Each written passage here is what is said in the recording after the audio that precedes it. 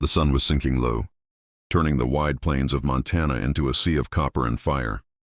The wind whispered across the dry grass, carrying with it the scent of dust, sage, and the faint echo of something broken. Along a narrow creek that wound like a silver snake through the wilderness, a lone cowboy rode slow, the sound of his horse's hooves soft against the earth, as if the land itself was holding its breath. His name was Elias Cole, a man whose silence said more than his words ever could. He'd seen too much: war, betrayal, the kind of loneliness that seeps into a man's bones and makes his heart forget what warmth feels like. He wasn't looking for salvation. He was just chasing quiet. But sometimes, quiet has a way of leading a man right into the storm he's been trying to escape. It was the cry that made him pull the reins. A soft sound, fragile, almost like the wind itself was weeping. He scanned the riverbank, his sharp eyes tracing the outline of rocks, brush and mud until he saw her. A woman kneeling by the water, her dress torn, her skin streaked with dirt, her hair tangled like dark smoke. She looked as though the earth had swallowed her and spit her back out. Elias slid off his horse, boots sinking into the soft mud. The closer he got, the clearer it became that this woman wasn't just lost, she was shattered. Her hands trembled as she tried to scoop water to her lips. But her strength gave out, and she fell forward, catching herself in the current. "Hey now," Elias said, his voice low and steady, like a prayer carried on the wind. "Easy there, miss." She didn't answer. Her eyes, dark, haunted, glimmering with fear, darted up at him. He saw more than pain in them. He saw a story, long and cruel, one that had left her bleeding on the inside.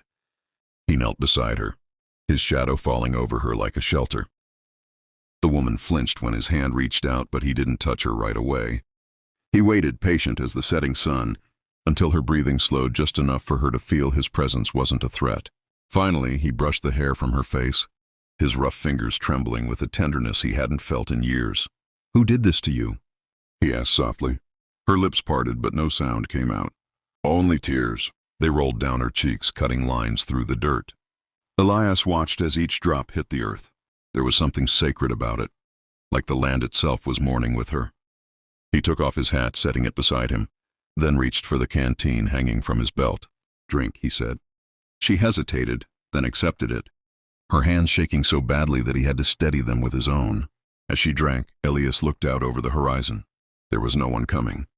Whoever had left her here, they weren't coming back. When she finally spoke, her voice was faint, like the whisper of a dying flame. "They said I wasn't worth saving." Elias felt something twist in his chest. "They were wrong," he said. Simply. She looked up, her eyes searching his face, trying to decide whether she could believe him. "Why would you say that?" "Because I've been there," he said. "And I know what it looks like when someone gives up on themselves." "You ain't there yet." "Not while you're still crying." Her brow furrowed. "Crying means weakness." He shook his head slowly. "No, crying means you still care. Means your soul ain't dead yet." For a long while, neither spoke. The sound of the creek filled the silence, and the sun began to dip behind the mountains. Elias took off his leather coat and draped it over her shoulders. "You'll catch cold." "I don't deserve kindness," she murmured. He gave a small, bitter smile. "Deserve's got nothing to do with it." Something about his voice, steady, kind, and weary all at once, made her chest ache. She had forgotten what kindness sounded like, forgotten what it felt like to be seen as something more than broken.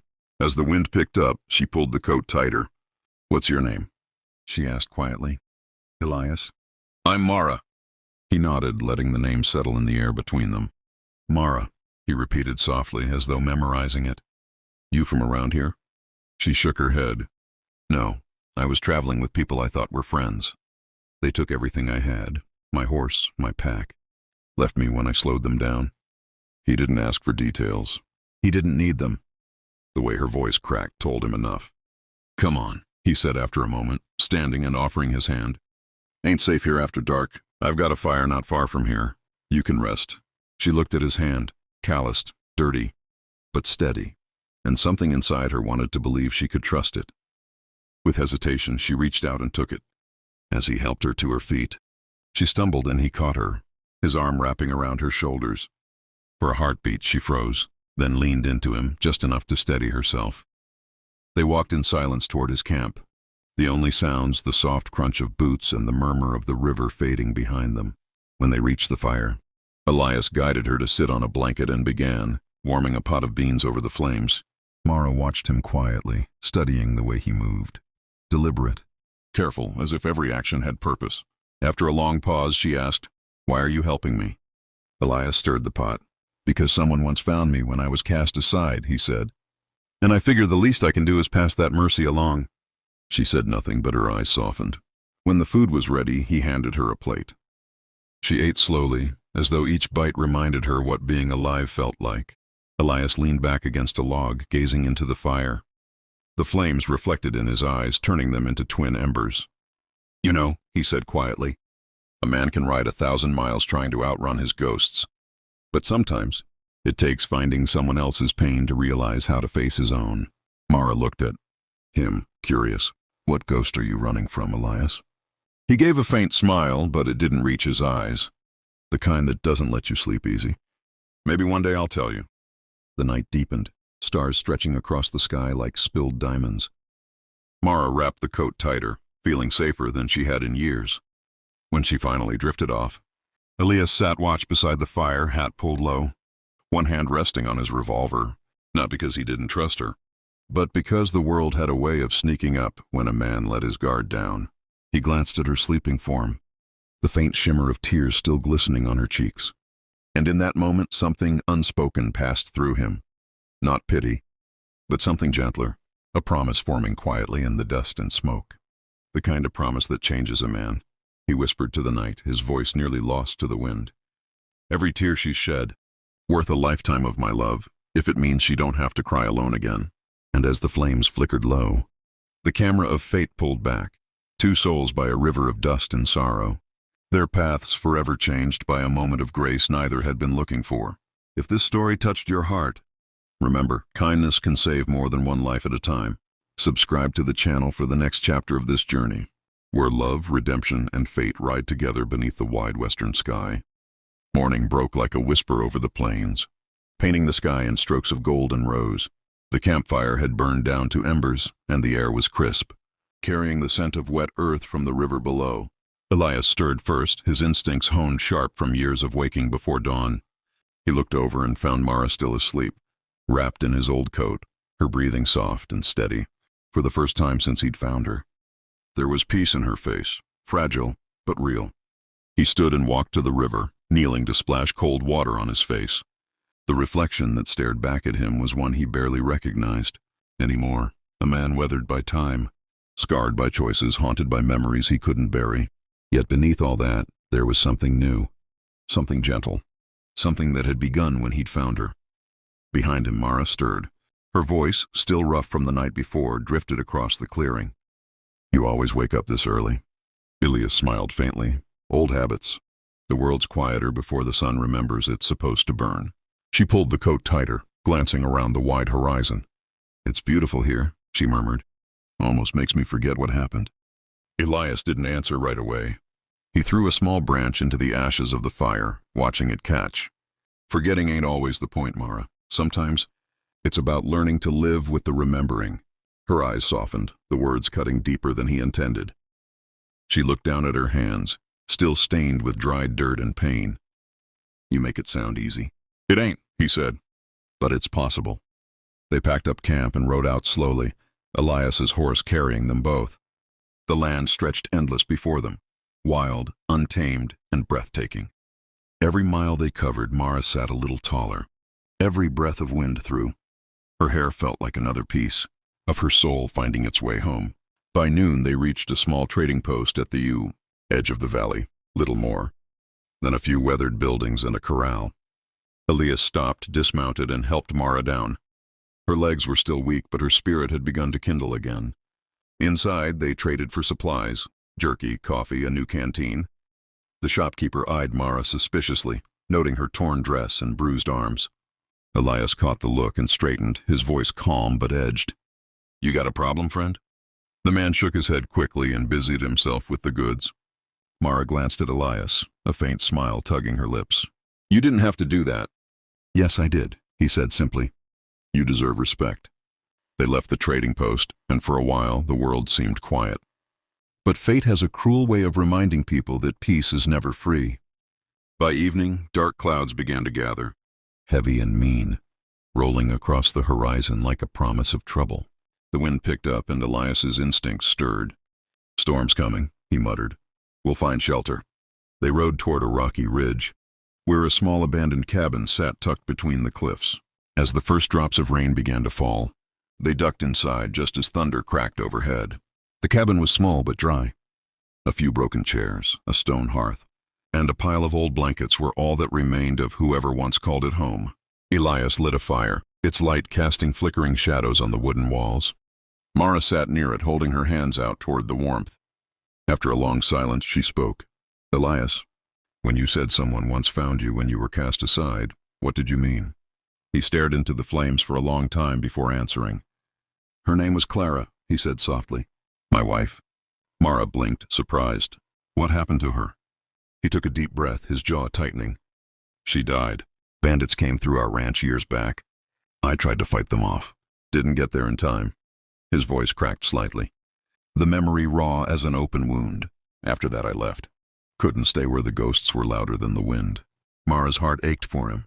"I'm sorry," she whispered. Elias nodded, eyes distant.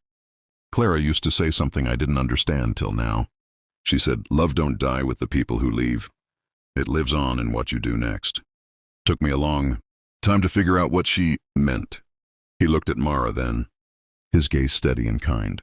"But finding you out there by that river, I reckon now I do." The words hung in the air, heavy and beautiful. Mara felt tears sting her eyes again, but this time she didn't hide them. She let them fall one by one, onto her hands. Elias reached out, his thumb brushing one tear from her cheek. "Every drop you've cried," he said quietly, "is worth a lifetime of my love. Don't you ever believe otherwise." The fire crackled.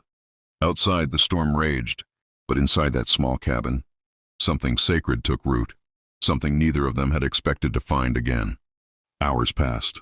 The rain eased, and the thunder rolled away into the distance. But peace was short-lived. Just before dawn, the sound of hooves shattered the silence. Elias was on his feet instantly, his revolver drawn. Through the cracks in the window, he saw 3 riders approaching, rough men with rifles slung across their shoulders. Mara froze. "It's them," she whispered. "The ones who left me." Elias's expression hardened. "Stay behind me." The riders dismounted and kicked the door open. The leader, a tall man with a scar across his jaw, grinned when he saw her. "Well, look what the coyotes didn't finish," he sneered. "You got yourself a hero now, sweetheart?" Elias didn't move, his gun trained steady. "You best turn around," he said evenly. "Ain't nothing for you here." The man laughed. "She's ours, cowboy. We left her to die, and I reckon that makes her ours to finish." Before Elias could respond, one of the men raised his rifle. The shot rang out, thunder inside the cabin. Elias ducked, returning fire with deadly precision. The first attacker fell. The others scrambled for cover as the fight erupted in a blur of smoke and chaos. Mara crouched low, her heart pounding, watching the man who had saved her transform into something fierce and unstoppable. Elias moved with the grace of a man who'd lived through too many battles. Every shot measured, every step deliberate. When the gunfire stopped, silence fell again, heavy and final. 2 of the men lay still. The third, the scarred leader, stumbled back, clutching his shoulder. He glared at Elias. "You'll regret this." He spat before fleeing into the rain-soaked hills. Elias didn't chase him. He just lowered his weapon and turned to Mara. "You all right?" She nodded, though her hands were shaking. "You could have been killed." He gave a small smile, blood trickling from a graze on his arm. "Worth it." Mara rushed to him, tearing a strip from her dress to bind the wound. "You shouldn't have done that for me," she whispered. He caught her hand gently.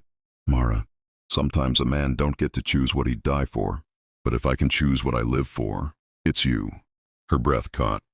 For the first time since he'd found her, she didn't feel broken. She felt seen, whole.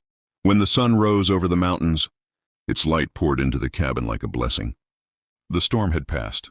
Elias stepped outside, the wind tugging at his coat. Mara followed, standing beside him, the dawn painting her face in gold. "What happens now?" she asked softly.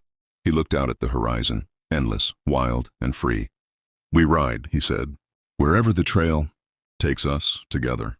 She smiled, a real smile this time, one that reached her eyes. "I'd like that." Elias turned toward her, his voice gentle as the morning breeze. "Then let's go find what's waiting beyond the dust." And as they rode away from the cabin, the land seemed to open before them. Two hearts reborn under a sky that had seen too much sorrow and was finally ready for a little hope. The river still flowed quietly through the valley they left behind, carrying with it the memory of a cowboy who found a woman cast aside for her tears and loved her not in spite of them, but because of them. If this story touched your heart, remember, love, courage, and kindness never ride alone. Subscribe to the channel and ride with us through more tales of redemption, hope, and the kind of love that outlasts the storm.